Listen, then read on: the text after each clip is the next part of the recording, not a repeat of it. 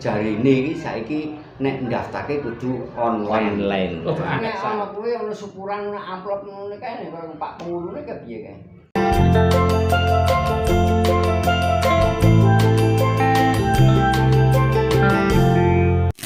Assalamualaikum warahmatullahi wabarakatuh. Waalaikumsalam warahmatullahi wabarakatuh.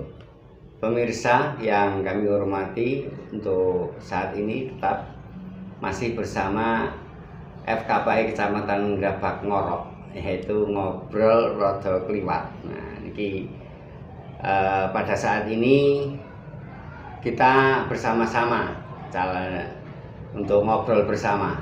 Yang pertama dengan Pak Ketua FKPI Kecamatan Grabak seperti kemarin pada episode yang pertama, dan episode yang kedua ini kita ngobrol lagi dengan Bapak Kepala KUA Kecamatan Grabak yang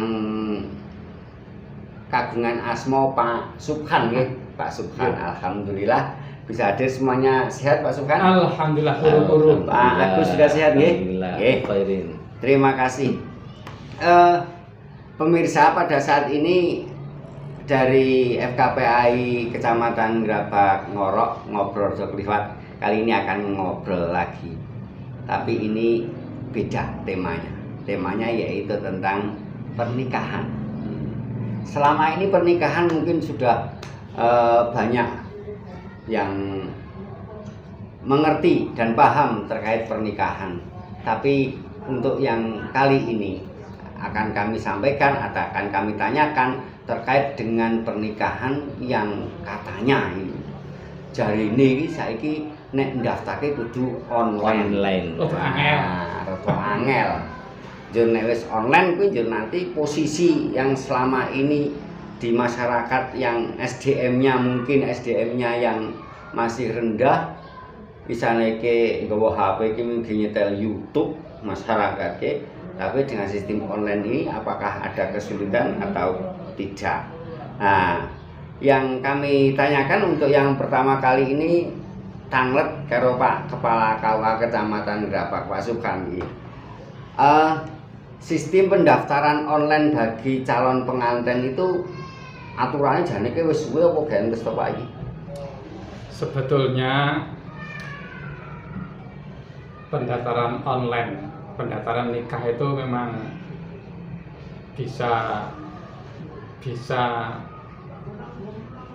online dan bisa tidak online, tetapi harus online sekarang karena memang walaupun offline tetapi tetap diupload di aplikasi karena yang dipakai sekarang adalah aplikasi untuk pendaftaran akad nikah, aplikasi SIM card web. Oh, memang harus diupload. Yeah. Kaitannya dengan pendaftaran online itu adalah dalam rangka kita mensukseskan program Gus Menteri yang untuk periode ini ada 7 prioritas, diantaranya adalah revitalisasi KUA dan digitalisasi. Nek sing revitalisasi kuwi rada pas sih Pak. Soale sing dinikahke barang sing vital. Heeh, mungkin njen KUA ke kok revital lah. Kuwi kok tambahisasine kuwi jane ya wis cocok kuwi revitalisasi KUA. Maksude revitalisasi kuwi ceritane iki kepriye kok revitali apa ya Pak? Ya KUA ke diharapkan bisa berfungsi maksimal lagi, lebih vital lagi, yang dulu dianggap dan diakui sebagai sebuah instrumen yang vital di masyarakat khususnya terkait dengan keagamaan. Terus sekarang mau difungsikan penuh lagi, vital lagi.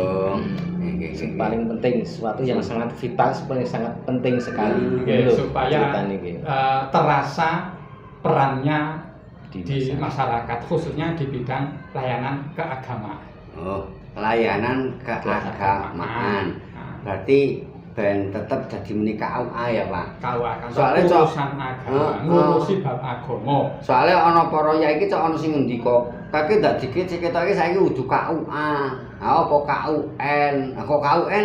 kantor urusan Nikah nikah. pepil. Nah, Aja berarti saking nek sing kau ngono kuwi berarti perkorone sing diurusi ming bab nikah tok. Dengan revitalisasi ini mengembalikan betul-betul ruhnya jati dirinya KUA. Bukan hanya mboten namung ngurusi bab ngurusi lan nglayani bab nikah, ya ngurusi bab ngopeni zakat, ngopeni wakaf, terus mayit, terus sosial-sosial sing yang lain. Lan ke depan KUA niku mboten namung ngurusi mligi agami Islam, tapi juga dipersiapkan nanti untuk bisa juga memberikan layanan terkait kebutuhan agama non Islam. Oh, berarti termasuk iki kaitannya karo moderasi beragama. Iki tulisan. Ayo mesti moderasi beragama. Berarti ada kaitannya karo moderasi beragama. Kira. Ini kedong cok ana sing kleru, Pak. Moderasi agama. Ku kleru, sing bener ki moderasi beragama. Nyambung meneh iki, Pak, kaitane karo nikah sing daftar nganggo online mau, Pak. Jadi seandainya dari masyarakat itu terpaksa kok memang SDM-nya belum mampu, berarti tetap KUA bisa untuk melayani mengonline-kan. Ayo mesti to ya. Sebabnya nek kabeh-kabeh kok saklek kudu anan dhewe nggih mesake masyarakat wong ana sing desa, ana sing kutha, ana sing terpelajar, ana sing ndisuk banget sing ora ngerti apa-apa, ana sing wis duwe komputer, ana sing nyanding wifi, kuat tuku paket, ya ana sing ora duwe apa-apa. Soale ke wong njaba ke wong ana swara-swara, saiki daftar nikah wae angel, nganggo online-onlinean barang, akhire nyewa rental. Bayar 10.000 tekane 20.000. Aku lah dadi bebane masyarakat meneh. Ya, berarti nek KUA ki memang wis siap untuk membackup seandainya wong kuwi kok apa ya calon nganten arek online ora iso, KUA bisa mengonline. Tetep bisa dilayani daftaran online. Bahasa nengklok matur. Niki makayutan kali. Boten, niki sing wis terjadi mawon. Niki ngeten. Sementara niki kan yang kita tahu masyarakat wis paham kalau nikah di KUA kan 0 rupiah. Terus kalau bedolan yang bayar lewat apa itu jenenge? 600.000 dibayar di bank. Dan di bank. Apa jenenge kae? Billing. Nah, itu kan kalau saumpama niku terus daftari online lewat KUA itu ada tambahan biaya mboten nek ngoten niku, Pak? Nggih mboten wonten wong ming daftar tok kok niku. Nggih. Ini lak kersane masyarakat paham tur cetha to, Pak? Nggih, cetha. Nggih ngoten. Berarti tidak ada tambahan biaya. Berarti tetap kados nek masalah pembiayaan seperti wingi-wingi. Tegas nek sing bedolan ya billing 600.000, yang nikah di KUA 0 rupiah. Meskipun pelayanan untuk mengonlinekan yang pakai aplikasi SIMKAH web niku kan tetap tidak ada tambahan biaya ngono Pak Risun. Mboten mau. Lah nggih. Nek ana kuwi ana syukuran amplop ngono kae nek Pak Pengurune ke piye kae? Cak enten to Pak, sing cak ngoyo-ngoyo. Hoak. Hoak. Cak enten to Pak, cok wong desa. Ora kalimate wong masyarakat ki lek muni penguluke dibedol lemu. Pengulu. Heeh. Pengulu kuwi jarene nek dibedol malah lemu ora mati. Aku kan mungkin konotasi masyarakat kuwi isih ana masalah amplop templek ngono kuwi. Ini nek sak benere piye Pak Sub? Nek sak benere nggih mboten wonten. Mboten wonten napa melih nek kula pribadi napa melih kok amplop ana isine ditemplekke ning nalika salaman.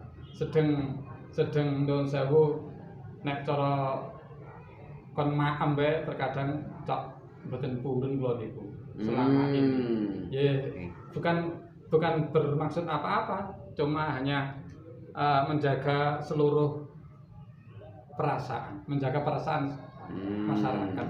Karena kan nganten itu tidak semuanya senang, tidak semuanya cukup. Ada kalanya nganten ke nyukup pake, golek-golekke tur cara amplok niku udah ora tekan-tekan tenan ya, Pak. Ngono kuwi.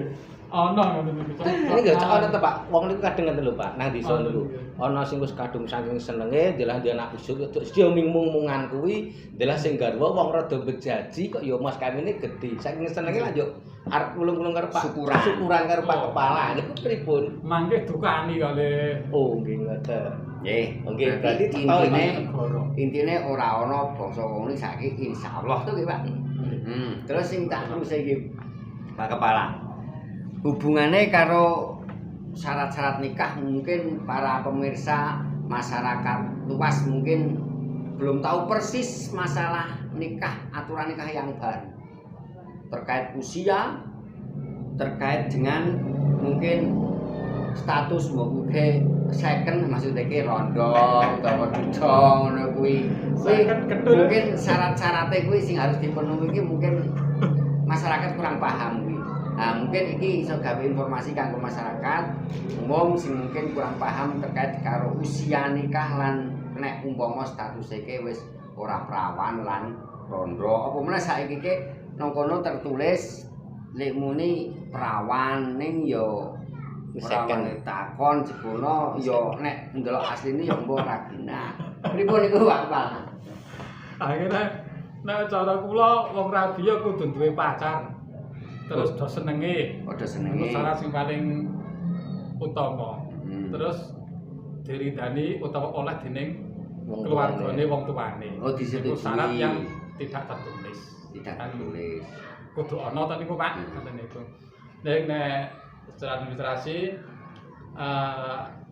negara niku ngatur dhateng kepentingane warga masyarakat supaya apik ten tembe wingking, mboten kepengin ngangel-angel. Ning arep boten supaya apik. Nek kok persyaratan mau lengkap niku teng mriki mboten wonten persoalan malih kaitane kali administrasi nek layang-layang nggih mangke sing dibutuhke kangge nikah niku nggih KTP. Niku KTP kudu men KTP. Bisa dicek di Kemendagri sebab nanti divalidasi. Nek kok nang kono ora ana berarti KTP-ne belum tervalidasi di tingkat provinsi dan itu. Terus KTP kartu keluarga itu satu paket, akte kelahiran itu penting untuk mengetahui sejarah dan silsilah.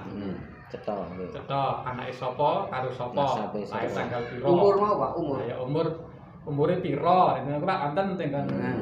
Saiki batase umur nek kakung pinten putri pinten. Nek jaman biyen niku wong kakung 19, wong putri 16.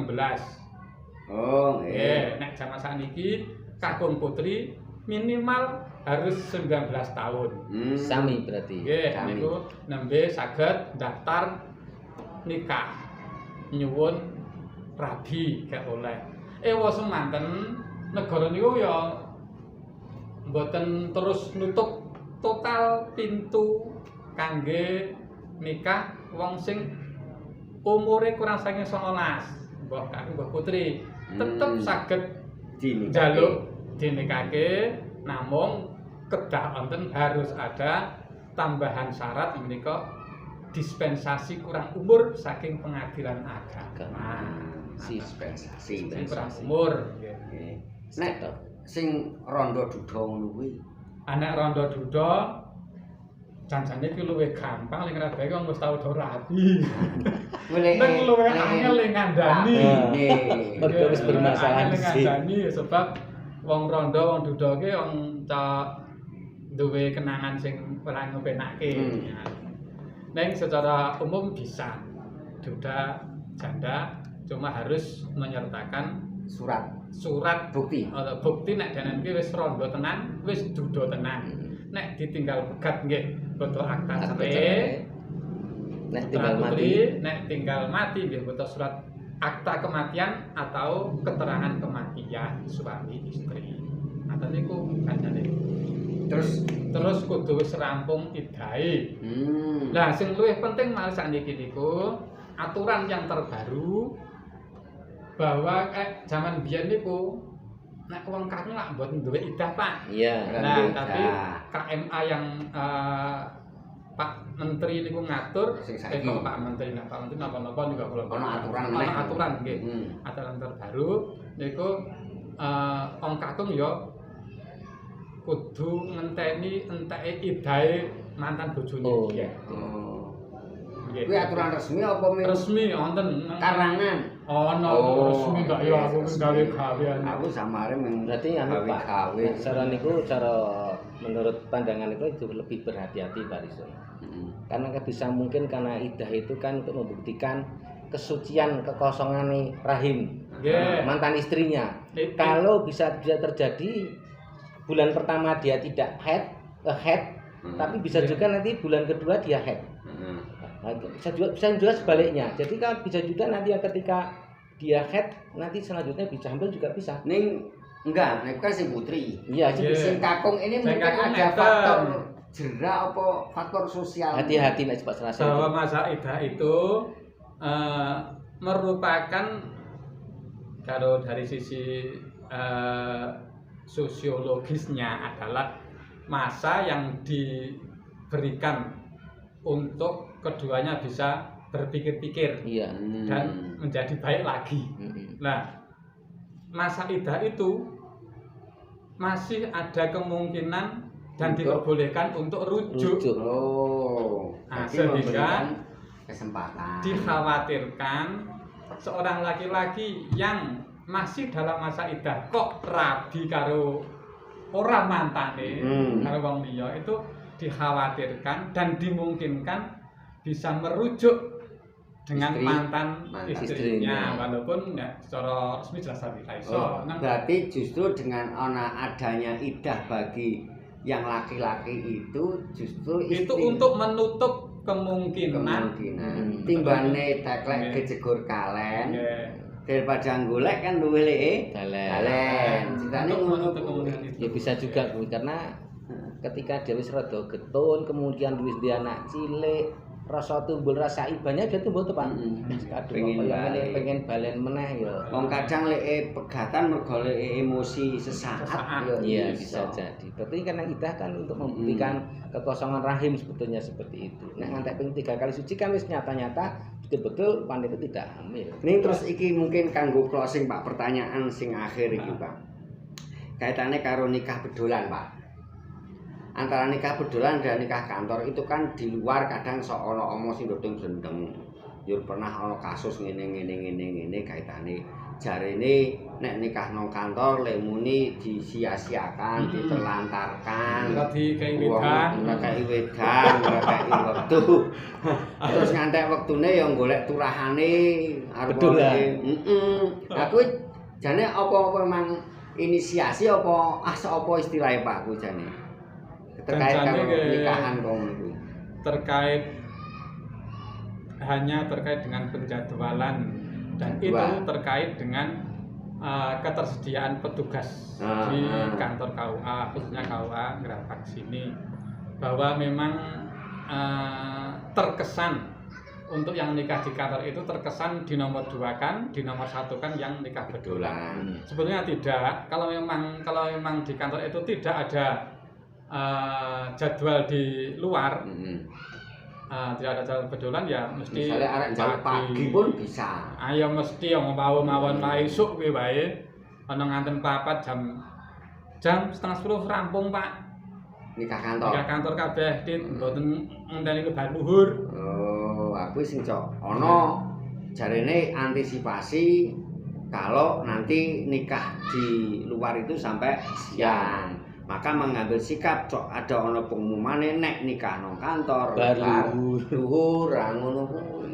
Aku sing berarti intine ya satu bener karena mungkin ketersediaannya dari petugas. Kowe jenengan kan engkel dhewe. Engkel ana Kecamatan Grabak iki jumlahe ana 28 desa.